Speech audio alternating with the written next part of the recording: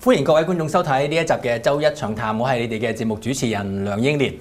我哋生活喺加拿大，大家都知道啦，加拿大係一個英聯邦國家，而且我哋國家嘅元首唔好以為係我哋嘅總理啊，因為喺總理之上咧，我哋仲有一個嘅皇家。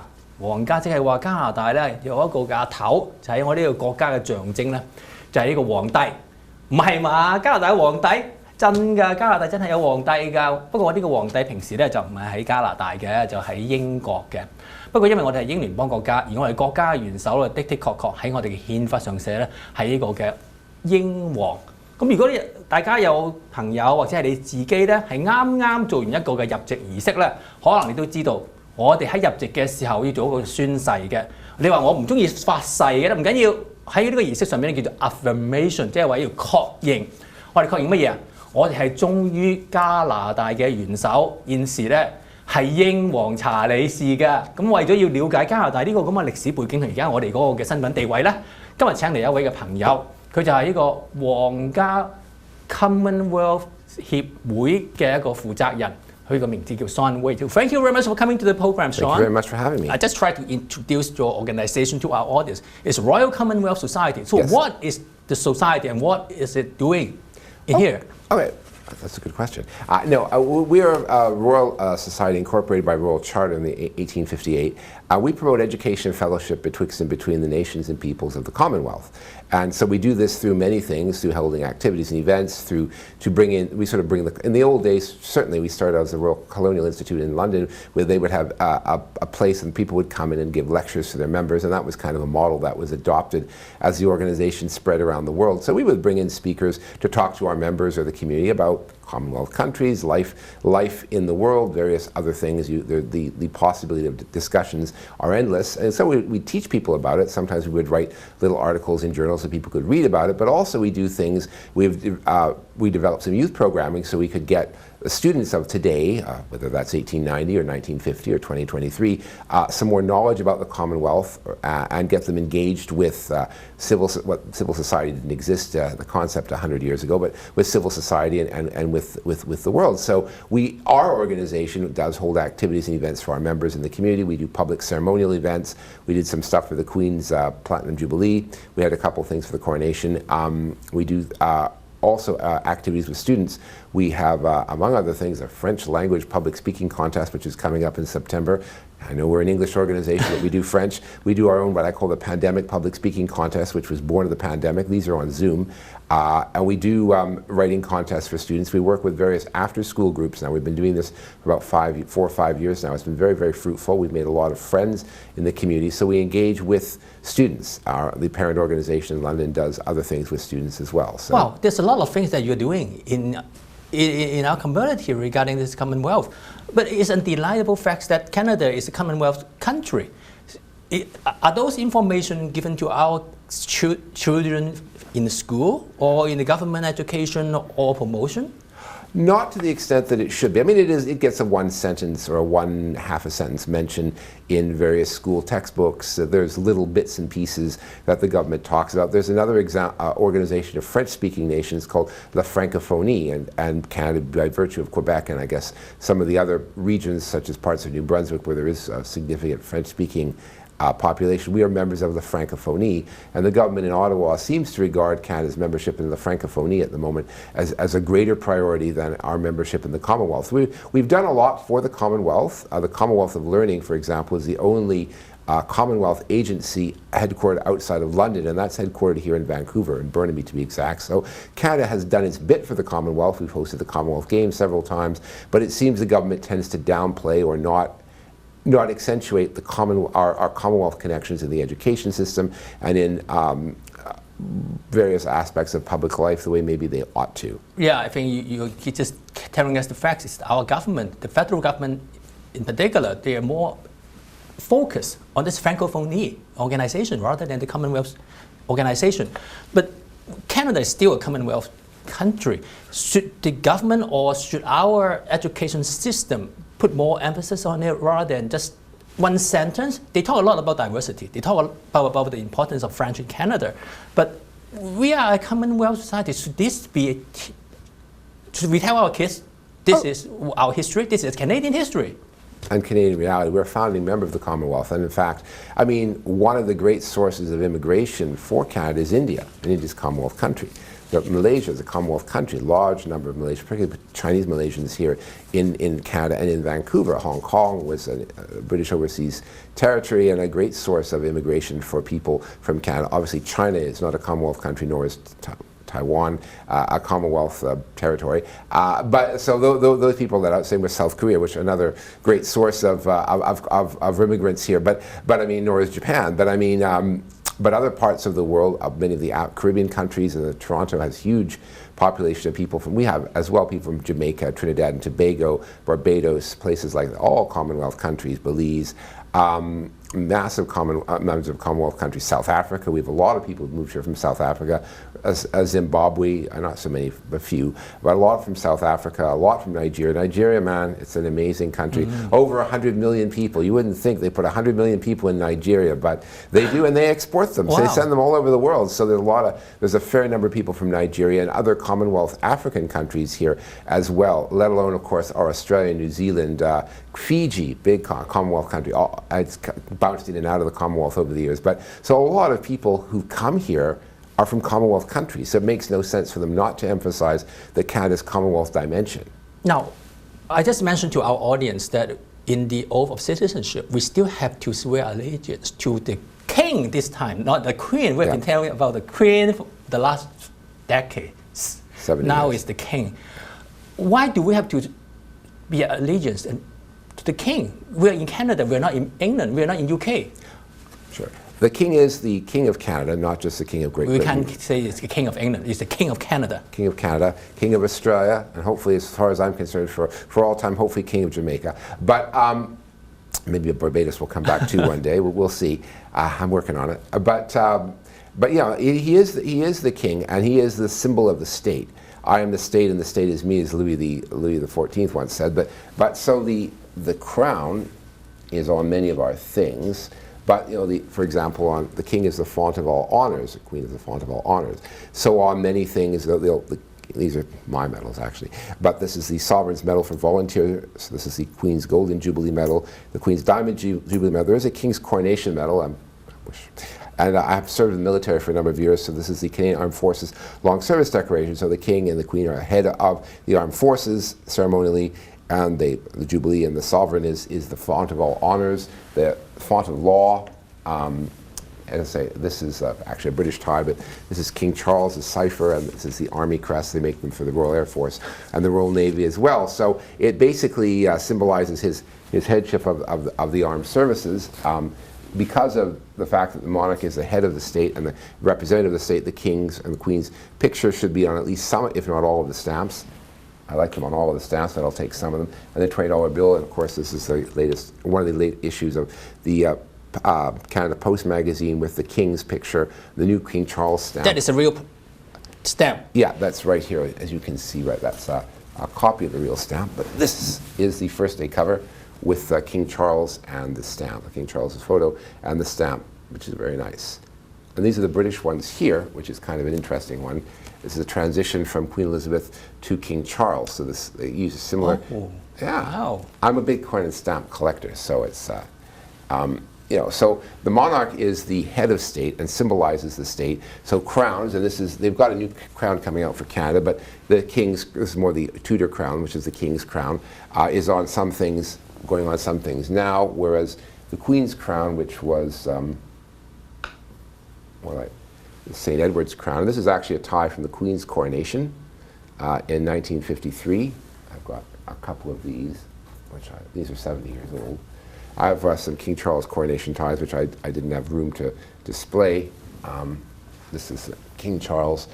These aren't official, these are made by a company in England, but King Charles coronation cufflinks, and these are, I collect cufflinks. These are some sterling silver ones of the Queen Elizabeth's Diamond Jubilee, and these have the Diamond Jubilee hallmark on them. So these are examples of these things that when you get a medal, they give it to you in a nice box like this, and they give you a lovely little pin like this, which I'm wearing here on my jacket. So yeah, so the king you swear allegiance to the king because the king represents the country, the state, us all. So we have a crown that represents us, not a yellowing piece of paper like a constitution, or we don't swear allegiance to some guy who is elected by 30% of the population. So to answer your question, we swear allegiance, true allegiance to King Charles III, his heirs and successors. And the citizenship oath, that's very important because, especially in the Canadian and British context, and I think Australia as well, where dual citizenship is allowed, you have to say that at least in Canada, your primary allegiance is to King Charles, not to some other country or whatever, because then you may not be, you open yourselves up to being called something other than a loyal citizen, you might say.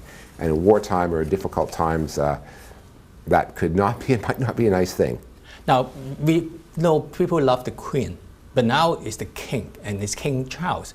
Is the popularity of King Charles much less than the Queen, and it's getting less and less? So you are afraid one day people in Canada, they may not say the true allegiance to the King anymore, and we want to get rid of the royal. Yeah, no, I think the Queen was very popular. The Queen Mother was very popular. King George VI, her father, was very popular, partly because they were there during the war. And her generation, the Queen, the Duke of Edinburgh, the Queen Mother, always had that halo from World War II. King Charles, I mean, I'll be honest, I think he's had a rough life in a way.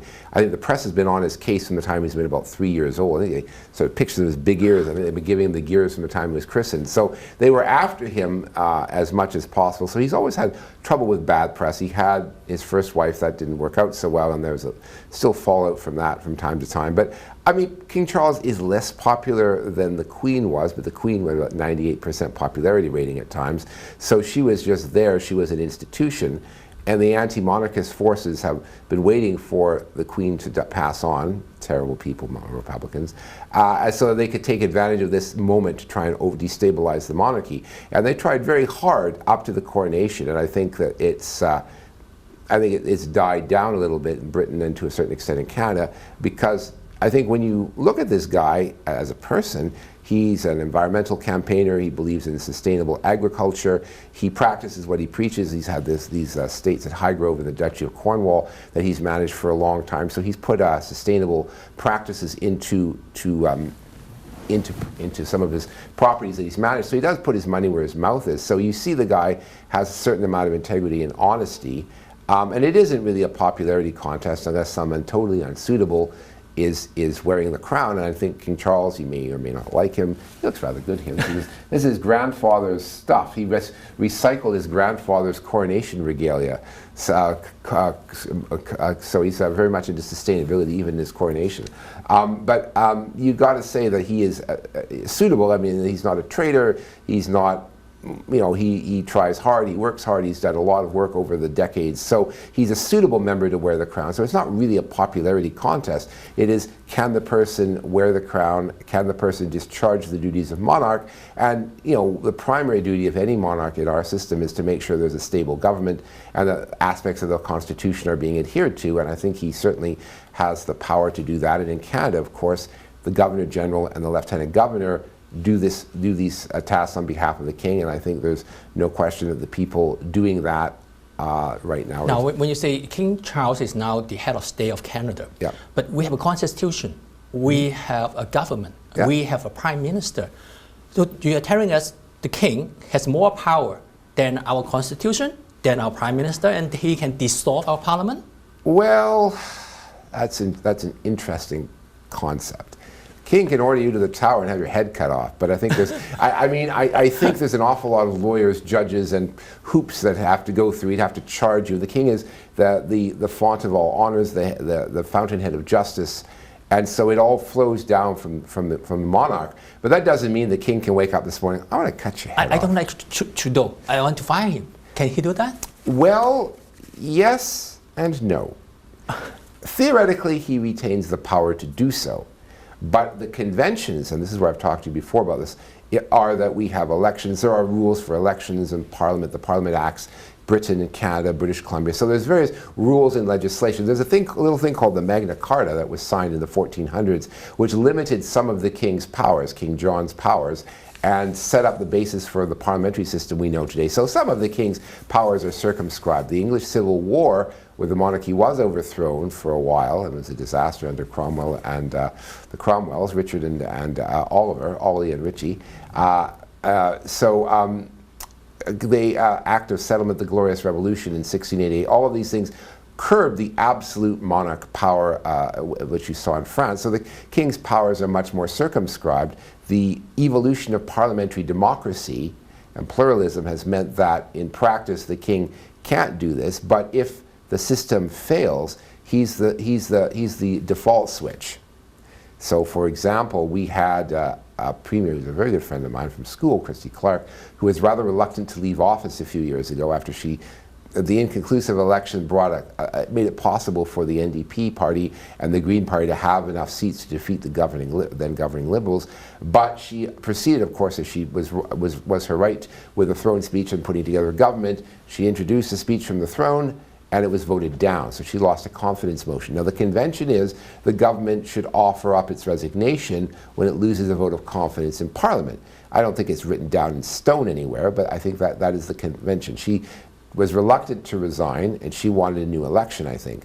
And such a precedent existed in the 1920s with Viscount Bingham Vimy and Mackenzie King, where he lost an election, wanted a dissolution. The Governor General said, no, we've just had one recently. The other chap has enough seats, and he brought in another government briefly. That didn't work, and there was an election. The convention was the Governor General should act on the advice of the Prime Minister of the day or the Premier of the day, but the Premier retained the power to fire somebody. I think the Premier here was relieved of her job, and John Horgan was brought into power by the then Lieutenant Governor Guy Shawn, and I think most people thought that was the right thing to do. So that's an example of where this power can be used, but basically no Lieutenant Governor, no Governor General, no king worth his or her salt is going to say, I don't like you, you're gone, because the people wouldn't stand for it.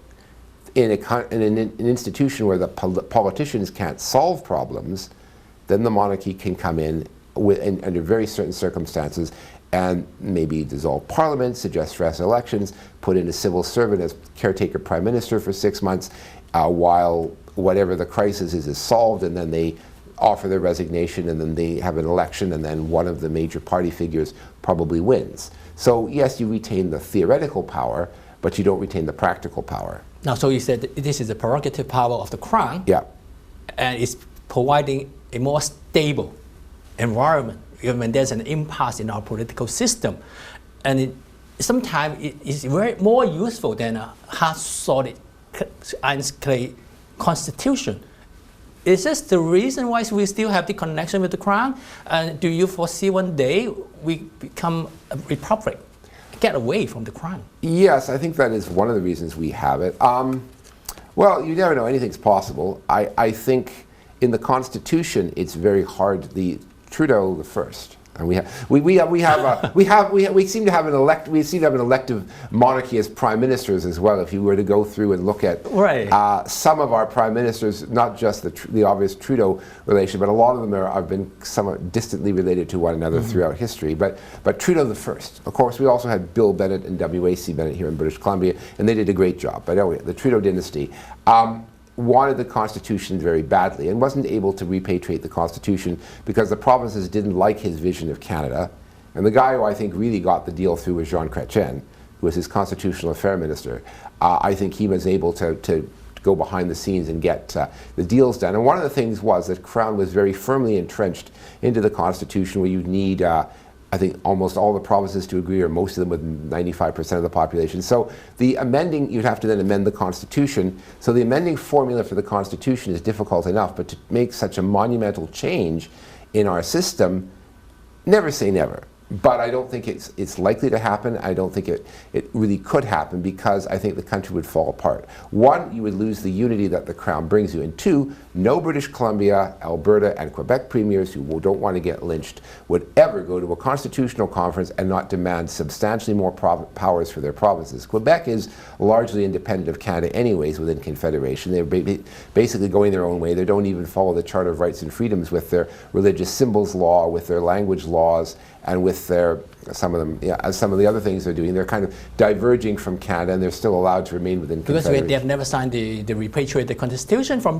Britain. That's why they can say that. Well, there's still a province within Canada. So the federal government, I think, stepped in and said, "You're part of Canada. We're doing." And the Constitution is a very interesting document. It gives the federal government a lot of reserve powers. So we saw with the Emergency Measures Act recently during COVID, the government stepped in. They thought there was a problem, particularly in Ottawa, and they brought this in and applied, and it gave the federal government enormous powers to suspend civil rights and do things like that. And I think without having something like the Crown to protect that, you would see it might not be a very nice situation. Some countries have that where constitutions are permanently suspended and you've got a president who's put in there by the governing elite, and this person does what they want, whereas the Crown is a little more, the Governor General, the Lieutenant Governor, the King, is a little more independent of the ruling elite, whether that's a ruling elite on the right or the left, but they're more independent of these people, and they act in the interests, theoretically, of the nation.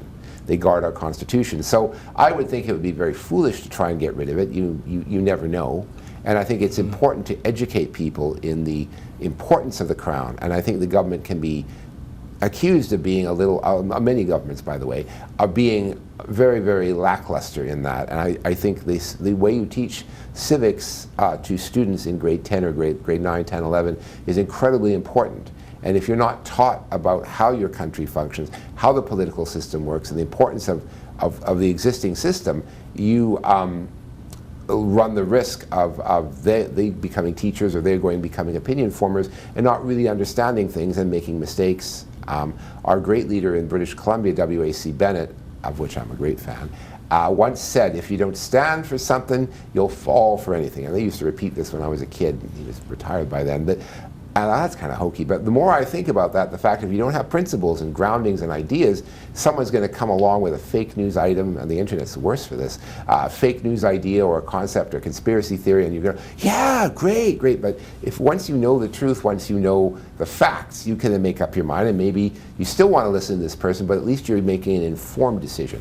And so it's civics. We have to teach people about our political system, the Senate, it does great work, the House of Commons, the separation of powers, the role of the monarchy, these sorts of things. They're all important in our country, and I think students need to learn this in high school, and then they can go forth into the world and make informed decisions. Do you know one of the most appalling things? We have people taking that citizenship course, and they know more about Canada than people who have 3 generations in this country, and that's pathetic. And that is because civics is not taught. The federal government has changed the course a little bit, but they do a decent job of teaching certain things about Canada to our new citizens, but the people born here just don't pick it up. And education's a provincial matter, so it's not just the federal government I'm bashing here, but we just have to do a better job of this. Now, when you say about there must be a principle that we stand on to go forward as a country, but more popular today is the government talk about the decolonization, and they are not teaching our student, our younger generation, about the history of Canada, and this is the direction they're going, decolonize. So how can we turn back and make them know what is their history?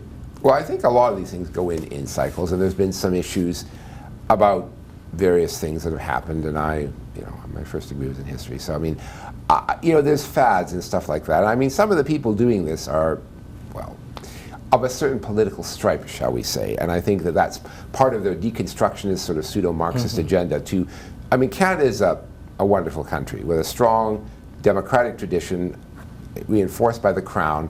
It's not going anywhere, and so the only way to make change and destroy Canada is to destroy it from within, and you have to undermine the founding fabric of a nation. So it's like acid; it has to seep in there and kill it from inside. And so there are some political issues here. There are some issues with our history, some uncomfortable aspects. I'm not going to deal with that here, and they're very well documented by people. But I think that that's only part of the story. And I think some of my family came here, at the turn of the century, last century. They bought their land. It wasn't given to them. They cleared it. Some of them were in Saskatchewan. They cleared that land, and they made a viable farm out of it and what have you. So, I mean, colonization is an interesting concept. I mean, I think the way to look at it is more of a migration of peoples issue. People, I mean, probably the human race, there's 3 or 4 cradles of civilization, parts of Africa, the Tigris-Euphrates, and maybe a little bit in China. Those are the 3 centers where they believe the human race first emerged. Well, who the heck lives in Siberia? Who the heck lives in England? Who the heck lives in Winnipeg? So Siberia is not a cradle of civilization, a grave for old civilizations that preserve fossils maybe. Winnipeg is many things, but it is not a cradle of civilization. So somebody went from the Tigris-Euphrates River Valley to Winnipeg. Someone went from the Huanghe River in China to Siberia. So we all moved. And some groups move, one group pushes out the other. In the animal kingdom, it's the question of who moves who. And this is basically the history of human migration. We call it immigration now. We give them visas and we regulate in some countries immigration. There's a war or something and people just flee and push down the borders. But I mean, this has been going on from time immemorial. So a couple hundred years ago or 500 years ago, a group of people arrived on the shores of what is North America and just set up shop, as it's entirely possible the people that were there set up shop thousands of years before. So I do think that we need to take a more anthropological view of things and say it's more of a migration of peoples thing. And I mean, I think it's being used, the anti-colonization argument is being used by people who want to destroy the state, who want to get rid of the monarchy, who want to, I don't quite know what they want to put in its place, but it is an interesting vision of Canada. These are the same people who attack our first past the post political system because they want perennial gridlock. They do this under the guise of giving minor parties a voice, but if you make your discussions, your tent large enough, everyone is accommodated in a political party. If you make your society generous enough or inclusive enough, everyone has a seat around a table and can converse. And if you have common symbols such as the crown here to underpin that system, it's a non-partisan,